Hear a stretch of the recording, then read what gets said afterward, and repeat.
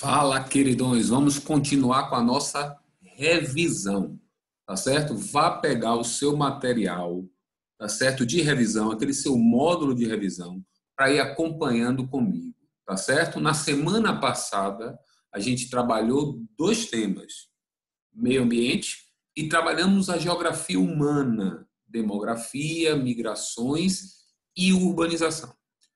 Nesse vídeo, a gente vai trabalhar cartografia e também geografia física, tá certo? Então, dois temas nesse vídeo, cartografia e geografia física. Maravilha? Então, procura lá, é o primeiro tema do seu módulo. Vamos começar aqui com a questão 5. Fechou?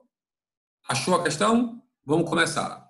Os desertos cobrem cerca de 16% da superfície terrestre.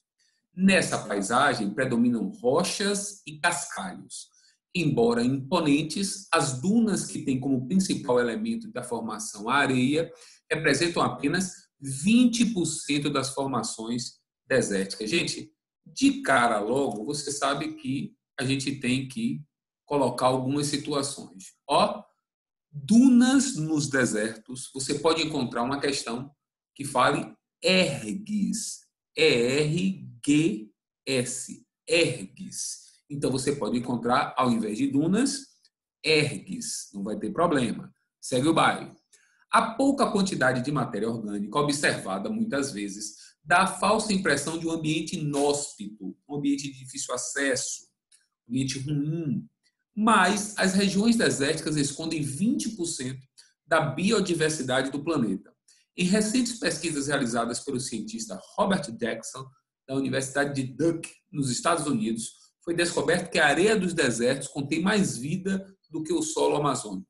É incalculável a quantidade de micro-organismos definidos por ele como biodiversidade menor. Para você ter uma ideia, gente, um detalhe, que graças aos ventos alísios, também já foi encontrado a areia do deserto na Amazônia. E isso é um bom sinal. Olha o que é que o menino Jackson falou, que a areia do deserto tem mais vida do que o solo amazônico. Pode ser que no futuro, a depender da quantidade dessa areia, fertilize o solo amazônico. Essa era a base da pesquisa do INPE, Instituto Nacional de Pesquisas Espaciais. Beleza? Mas vamos seguir. Da leitura do texto e dos conhecimentos sobre solo, desertos e desertificação, pode-se afirmar, tá certo? Eu quero pedologia, eu quero estudar deserto, que é uma ação meramente natural, formado por correntes marítimas frias. Ele está falando o texto, ele está abordando desertos quentes, tá certo? Então, correntes marítimas frias, a cordilheira de montanhas, a cadeia de montanhas, desculpe, os ventos contralísios que provocam os desertos quentes e a desertificação. Lembrar que desertificação é uma ação antrópica, mas para ter desertificação por convenção, você tem que estar num clima árido, semiárido ou subúmido, tá certo? É convenção. Se tiver algo parecido com desertificação, que é o uso inadequado do solo, em outra área que não seja árida, semiárida ou subúmida, vai ser qualquer coisa menos desertificação. No sul do país, a gente tem um processo chamado de arenização. Mesmas características de uso inadequado do solo, só que numa região subtropical, numa região de clima temperado. Mas vamos seguir. Primeira, os desertos estão distribuídos nas diferentes zonas climáticas do globo. Então, ele está dizendo que tem deserto na zona tropical, na zona temperada e na zona polar. Na zona polar você tem deserto frio, mas não é o que o texto está abordando. E você não tem deserto na zona tropical. Você tem deserto um pouco abaixo dos trópicos, na zona extratropical, aproximadamente 30 graus de latitude norte e sul, porque é aquela área que recebe os ventos contralísios. Aí ele fala, porém, estão concentrados nas regiões de média latitude, como a Amazônia. A Amazônia é cortada pela linha do Equador. Se a Amazônia é cortada pela linha do Equador, é uma região de quê? De baixa latitude. Os desertos estão nas médias latitudes, mas a Amazônia não. Então, a primeira só é falsa. Vai aqui, 2. Entre as características mais marcantes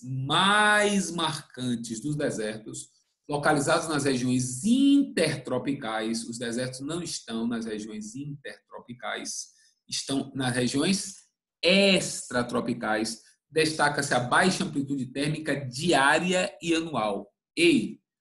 Baixa amplitude térmica anual, mas baixa amplitude térmica diária? Não. Por que, Bart? De dia muito quente, de noite muito frio. A escassez da vegetação, a vegetação aciculifoliada, tá certo? Então, a 2 só é falso. Vou para 3.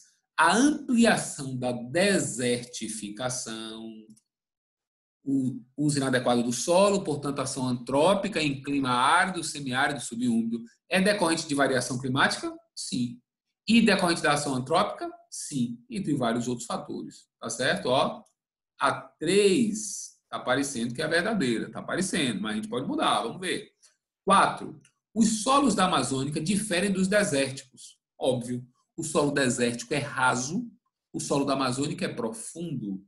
O solo do deserto é neossolo ou litossolo. O solo da Amazônica é podizólico, argissolo, solo profundo, solo mais maduro. O solo do deserto é um solo jovem, com rochas expostas, porque na Amazônia predomina intemperismo físico, chove pra caramba, é intemperismo químico. Quanto mais chuva, mais maduro é o solo, mais os horizontes são bem definidos. Então, só é trocar. Onde tem físico, bota químico. Onde tem químico, bota físico. Na 5, no Brasil, a única região livre de desertificação é o norte.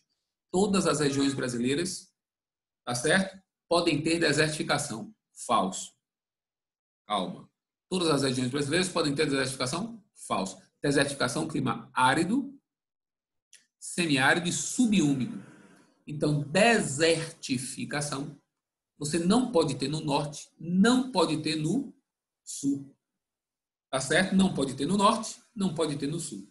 Beleza? Então, a 5 só é falsa. E devido à preservação das matas ciliares, as matas ciliares são aquelas que acompanham os rios, elas não estão sendo preservadas, elas estão sendo retiradas para ampliar a área de pastagem, para ampliar as áreas de plantação. Portanto, está gerando um problema chamado de quê? Assoreamento. Resposta correta, a 3. Beleza? Vamos seguir? Olha a próxima. Olha aí, ó, 3. Olha a próxima. 11ª questão, uma questão que envolve cartografia, fuso horários. Ela diz o seguinte: considerando os conhecimentos sobre projeções, coordenadas e fusos, é correto afirmar as 3 projeções mais conhecidas, Peters, Hammer e Gould. Não. As 3 mais conhecidas, por assim dizer, Mercator, Peters e a projeção azimutal, plana ou polar. Tá certo? Lembre que aquela projeção de Gould é a projeção interrompida, aquela que parece um símbolo do Batman meio que deformado. Vamos tentar botar aqui. Eita loucura, ó. Ela é mais ou menos assim, tá vendo? Essa projeção é através dessa projeção de Gould que a gente faz o globo terrestre. Todas do tipo cilíndrica e caracterizada pela descontinuidade das terras. Descontinuidade é Gould, tá certo? Agora, cilíndrica, Peters e Mercator, tá certo? Azimutal é plana. Então, a primeira, falsa. Vamos lá. Segunda, o horário de verão. Toda vez que a gente falar horário de verão, adianta 1 hora. Tá certo? Quem adotava, por quê, Bart? Porque no governo Bolsonaro aboliu o horário de verão, tá certo? Quem adotava era o Centro-Sul, né? Então ele diz: o horário de verão foi adotado pela primeira vez nos Estados Unidos. Olha que detalhe capcioso. Ele foi adotado pela primeira vez na Alemanha, durante a Primeira Guerra Mundial. Mas ele foi criado, a ideia foi idealizada nos Estados Unidos. Então, não foi adotado pela primeira vez nos Estados Unidos, Alemanha e Áustria, durante a Primeira Guerra, portanto, por Hitler. Sendo uma prática pouco comum, não, muito comum. Tá certo? A ideia do horário de verão é que você diminua a possibilidade de apagões. Tá certo? Terceira, a partir dos paralelos, foi possível padronizar a divisão da Terra em 12 faixas chamadas fusos. Primeiro, fuso horário. Ó a mãozinha de baixo. Não é paralelo, é o quê? Meridiano. E não são 12, são 24 fusos. Então, não é paralelo e não são 12, são 24 fusos. 4. As projeções, apesar de estarem sujeitas às várias distorções, verdade, procuram manter aspectos importantes para a elaboração de um mapa, como forma, ângulo e distâncias. A projeção conforme mantém a forma. A projeção equivalente mantém as áreas. A projeção equidistante mantém as distâncias. Resposta correta. A 4. Vou para 5. Os meridianos indicam a longitude e não latitude. Ó, que é a distância expressa em graus entre a região no mapa e o meridiano inicial. Tudo certo se você tira lat e bota longe. Tá certo? Resposta correta. Alternativa 4. Facinho, hein, pai? Segue o baile? Bora para a questão 15 aí. Folheia aí. Questão 15. A partir da análise do mapa, aliada aos conhecimentos acerca dos tipos climáticos brasileiros, é correto afirmar. Gente, tipos climáticos. Clima A, antes de ir para a proposição, equatorial. Chove bastante. Não tem estação seca, altas temperaturas, baixa amplitude térmica. Influenciado muito pela massa equatorial continental, aquela que intensifica os rios voadores. Clima B é o clima tropical típico ou semiúmido, verão chuvoso e inverno seco. É aquele do cerrado. Beleza? Clima C é o clima semiárido, chuvas escassas e irregulares, atuação irregular da MEA, a nossa caatinga, que é uma vegetação heteróclita, xerófila, uma área de depressão, a depressão sertaneja. Clima D, o clima tropical úmido, chuvas concentradas no outono e inverno. Por que, Bart, chuvas concentradas no outono e inverno? Choque da MPA com a MTA, massa polar atlântica, com a massa tropical atlântica. Que chuva é essa? Frontal. Clima E é o clima subtropical, chuvas regulares ao longo do ano, a maior amplitude térmica anual do Brasil, a mata de araucária nas regiões planálticas, as pradarias, que são chamadas também de campos limpos, nas regiões das coxilhas, nas áreas mais baixas. Vamos seguir. A elevada pluviosidade, sobretudo na porção ocidental da área abrangida pelo tipo climático 1, porção ocidental, essa daqui, se deve à ação da MEA. A MEA é uma massa que fica aqui, ó, MEA, tá vendo? Aqui é a M, ó como a letra fica top, MEC, massa equatorial continental. Então aqui, ó, Bart, massa equatorial continental. 2. As menores amplitudes térmicas do país são verificadas em B. B está afastado do mar.